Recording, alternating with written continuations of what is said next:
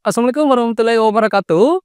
Dan semangat pagi teman-teman. Ya, pada video kali ini kembali kita membahas ya soal-soal TKA Matematika SMA dari tahun ini. Nah, pada video kali ini kita akan membahas soal-soal kompilasi yang diambil dari berbagai macam soal yang bakalan muncul nanti di TKA Matematika tahun ini.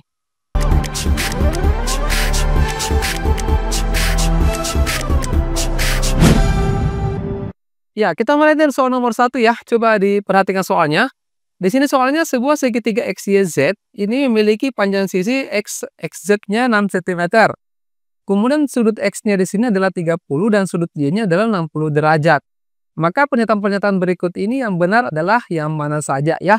Ini bagus kalau kita visualisasikan dulu dalam sebuah segitiga, tapi segitiga apa yang kita mau gambar? Coba kita lihat dulu di sini. Di sini kan ada dua sudut yang diketahui ya, yaitu sudut 30 dengan sudut 60 X dan Y-nya. Berarti sudut Z-nya di sini yaitu sama dengan 90 derajat. Kenapa bisa? Karena jumlah sudut dalam segitiga itu kan 180 ya. Berarti 180 ini dikurangi dengan dua sudut yang diketahui, berarti dapatnya 90 derajat ya. Bisa dipahami? Nah, berarti ini jadinya adalah segitiga siku-siku di Z. Seperti ini gambarnya ya.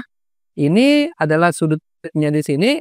Kemudian sudut X dan Y-nya ini bebas saja ya penempatannya. Boleh di sini X, boleh di sini Y. Nanti hasilnya pasti sama. Sudut X-nya di sini adalah 30, kemudian sudut Y-nya di sini 60 derajat. Yang diketahui lagi XZ-nya adalah 6 cm. Nah, sekarang kita cari satu persatu panjang yang di sini ya. Misalkan YZ-nya. Yang di sini. Nah, kita bisa menggunakan perbandingan trigonometri. Misalkan ya, kita gunakan sudut yang X di sini 30. Berarti kalau kita menggunakan sisi depan dengan sisi samping, berarti kita menggunakan perbandingan tangen, yaitu tangen 30. Tangen 30 berarti sisi depan, yaitu YZ per sisi samping, yaitu XZ. Ini ya, ingat kembali materi-materi perbandingan trigonometri sin konstan. Tangen 30 nilainya adalah sepertiga akar 3 atau akar 3 per 3. Ya. Kemudian YZ-nya tidak tahu berapa. XZ-nya adalah 6. Ini tinggal kita kali ke atas di sini saja ya. Berarti ini naik di sini. 6 akar 3 per 3 sama dengan YZ. 6 per 3 dapatnya 2. Berarti YZ-nya itu 2 akar 3. Pernyataan ini benar. Ya. Oke, pernyataan pertama aman. Nah, kemudian pernyataan kedua, XY-nya yang di sini, apakah 4 akar 3? Nah, kita bisa lagi menggunakan perbandingan trigonometri. Ini kebetulan sudah dapat tadi 2 akar 3, berarti kita bisa menggunakan perbandingan sin atau cos. Ya, misalkan kita menggunakan sin, berarti sin 30 sama dengan YZ per sisi miring yaitu XY. Sin 30 nilainya berapa? Nilainya 1/2. YZ-nya 2 akar 3, XY-nya tidak tahu berapa, kali silang 1 dikali XY, kemudian 2 kali 2 berarti 4 akar 3. Berarti pernyataan ini juga benar. Nah, sekarang ini lagi jarak titik Z ke XY, berarti yang di sini. Ini coba saya pakai cinta lain ya. Ini dari sini naik ke atas di sini. Ya, misalkan di sini saya bernama P. Ya, untuk menghitung panjang P ini kita bisa menggunakan konsep kesebangunan. Ya, nah berlaku seperti ini untuk menentukan panjang P ini. Caranya itu hasil kali sisi siku-siku. Jadi 6 dikali 2 akar 3 dibagi dengan sisi miringnya. XY kan tadi sudah dapat ya, 4 akar 3. Apakah berlaku seperti ini? Ya, ini berlaku secara umum ya untuk segitiga siku-siku. Nah, tinggal kita selesaikan baik-baik ini secara kekeluargaan ya. Ada yang bisa dicoret-coret manja, akar 3 A dengan akar 3 bisa. Kemudian 6 kali 2, 12 dibagi dengan 4 berarti dapatnya 3. Ini berarti benar ya. Nah, oke, dapat. Yang keempat lagi. Kelilingnya ya, X, Y, Z ini apakah 6 tambah 6 akar 3? Coba kita cek. Keliling itu adalah jumlah semua sisinya. Berarti 6 ditambah dengan 4 akar 3 ditambah dengan 2 akar 3.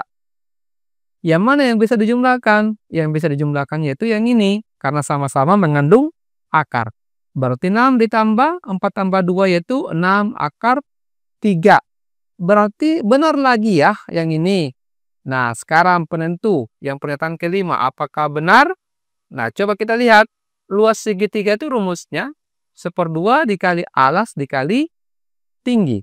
1/2 alasnya itu adalah 6. Kemudian tingginya adalah yang 2 akar 3. Oke, berarti 6 bagi 2, 3.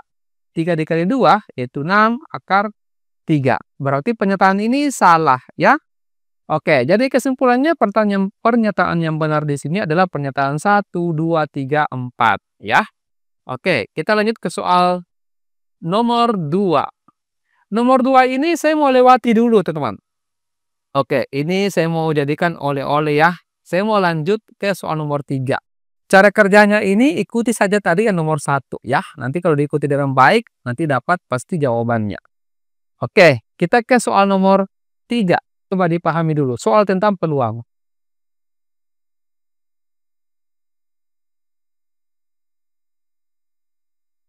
Ya, waktu habis ya. Ini materi yang baru teman-teman semua dapatkan di kelas 12 ini. 2 buah dadu dilempar secara bersamaan 1 kali. 2 buah dadu berarti kita cari dulu NS-nya. NS-nya itu seperti ini. Ya, ada 36 pasangan. Ini ada 36 pasangan mata dadu mulai dari 11 sampai 66. Yang ditanyakan adalah peluang munculnya jumlah mata dadu yang sama dengan 9. Berarti kita cari. Yang mana itu? Ya, yang ini 63, 54, 45 dengan 36. Ada berapa? Ada 4. Berarti peluangnya itu 4/36. 4/36 disederhanakan. Masing-masing bagi 4. Berarti 1/9. Jawabannya Charlie. Ya. Oke, jelas ya untuk nomor 3. Next nomor 4. Silakan.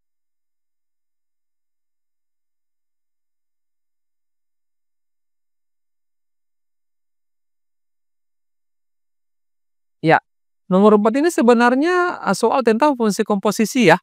Cuma diinterpretasikan dalam bentuk kasus ya, seperti ini kasus. Maksud saya kehidupan sehari-hari ya, maaf. Sebuah pabrik minyak goreng dengan bahan baku kelapa sawit memproses produksi melalui 2 tahap. Tahap pertama dengan mesin 1 itu menghasilkan minyak setengah jadi, yaitu saya ulangi ya, dari bahan baku menjadi minyak setengah jadi dengan fungsi 2x kuadrat kurang x tambah 3.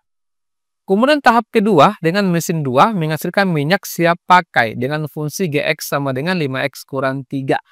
Ini kalau kita cerna, teman-teman, ini kan mesin 1 kemudian mesin 2, berarti yang ini dulu kita kerja, kemudian dilanjutkan dengan Gx-nya. Nah, jika minyak siap pakai di sini yang dihasilkan sebanyak 87 ton, maka berapa bahan baku kelapa sawit yang dibutuhkan? Berarti sama saja dengan kita mencari berapa nilai X-nya. Nah, di sini kan fx kemudian dilanjutkan dengan gx, berarti dituliskan seperti ini, g.fx ya. Hati-hati jangan sampai terbalik karena ini sebenarnya dibaca dari kanan seperti ini ya. Kemudian g, atau bisa dituliskan g dalam kurung fx seperti ini gitu ya. Ingat kembali kalau misalkan gfx berarti fx di sini masuk di g. Fx yang di sini itu masuk ke x yang ada di g. Jadi dituliskan 5 dalam kurung, X-nya diganti, 2X kuadrat dikurang dengan X tambah 3 dikurang 3 seperti ini. Nah, ini tinggal kita kali ke dalam, 5 kali 2, 10X kuadrat, 5 kali min X ini min 5X, 5 kali 3, 15, dikurang 3. Ya, ini dapatnya 10X kuadrat dikurang 5X ditambah dengan 12, ya. Nah, disamakan dengan 87 ton. Karena ini 87 adalah hasil keseluruhan di sini. Nah, ini kita pindahkan, ini kita gabung ya. Pindahkan ke ruas kanan, jadinya adalah 10x kuadrat dikurang 5x. 12 kurang 87 ini minus ya, minus 75 sama dengan 0. Kita sederhanakan, teman-teman, masing-masing bagi 5 ya, supaya tidak terlalu besar angkanya ya. Ini berarti 2x kuadrat dikurang x. 75 bagi 5 dapatnya 15. Sama dengan 0. Ini kita faktorkan. Faktornya seperti ini. 2X di sini X, karena minus di sini berarti plus minus. Ini tambah 5, di sini kurang 3. Berarti kita peroleh di sini X-nya sama dengan minus 5/2. Ini X sama dengan 3, karena lawannya. Yang diambil adalah yang 3, ya. Jawabannya bravo. Kenapa? Karena negatif ini komponen pecahan. Yang di sini kan bahan baku itu harus positif, ya. Berapa banyaknya bahan baku tidak mungkin negatif. Seperti itu. Oke, next nomor 5. Silakan.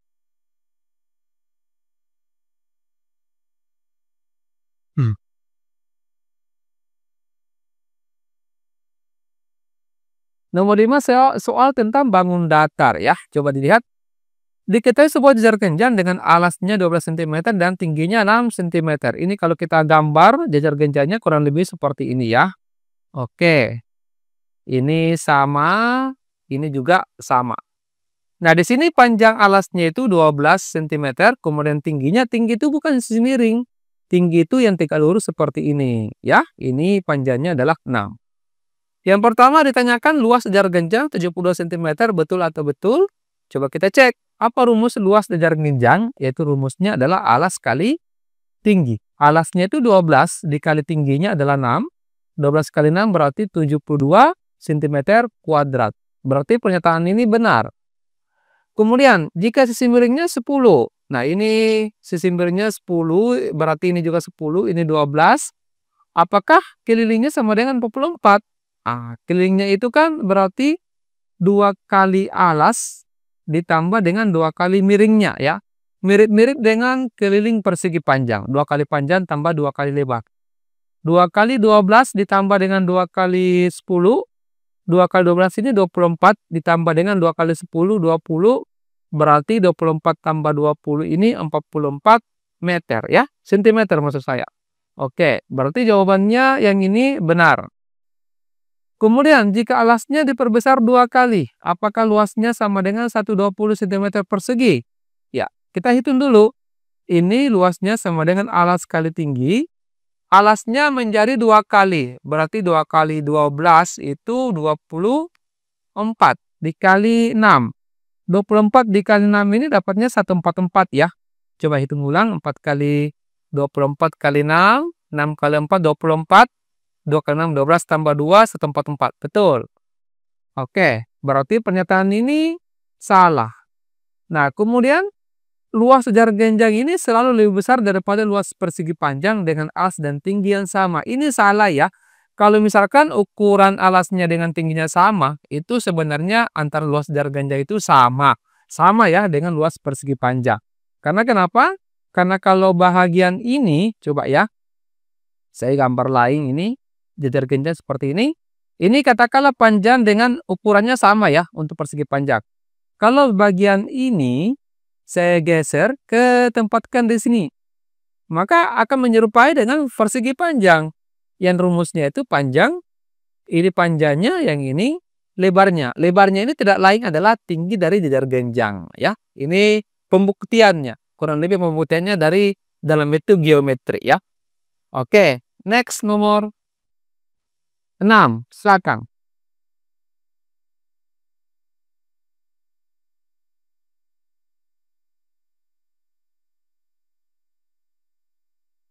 Ya, soal ini merupakan soal tentang barisan dan deret. Ya, coba dilihat. Seutas tali dipotong menjadi 7 bagian dengan masing-masing potongan membentuk barisan aritmetika. Ternyata barisan aritmetika. Bila potongan tali terpendek ini 6 cm dan yang terpanjang ini adalah 384 cm, maka panjang tali semula, berarti SN yang digunakan ini, ya. Ini kan yang diketahui adalah panjangnya ini dipotong menjadi 7 bagian, berarti N-nya 7. Berarti yang terpendek ini katakanlah suku pertama, yaitu U1 sama dengan A, ini 6 cm. Kemudian yang terpanjang berarti U7-nya. Itu adalah 384 cm, ya. Jelas, ya, teman-teman? Nah, ingat kembali beberapa rumus SN, ya. Ada 2 rumus SN-nya untuk aritmetika. Yang pertama adalah SN sama dengan N/2, 2A ditambah dengan N dikurang 1 dikali B, ya. Kemudian ada juga rumus SN-nya seperti ini. SN sama dengan N/2, yaitu A ditambah dengan UN ya. Nah, rumus yang mana yang digunakan di sini? Tergantung yang diketahui. Yang di sini diketahui adalah A dengan UN, U7. Berarti rumus yang digunakan adalah rumus yang ini. Ini digunakan kalau misalkan diketahui suku pertama dengan bedanya ya. Oke, berarti S7 sama dengan 7/2. Suku pertamanya itu 6. Ditambah dengan suku terakhirnya adalah 3/8/4. 7/2 tidak bisa dihitung, ditulis saja dulu. 6 tambah 3/8/4 ini 390. 390 dibagi 2, ini dapatnya 195. 7 kali 195 dapatnya 1365 ya. Ya, coba kita hitung ulang teman-teman. 195 dikali 7. 7 kali 5, 35, simpan 3. 9 kali 7 ini 63 ya. 63 ditambah dengan 3 berarti 66. Simpan 6. 1 kali 7, 7 tambah 6 ini dapatnya 13 ya. Berarti panjangnya ini 1365 cm delta. Oke, next nomor 7 ya, silakan.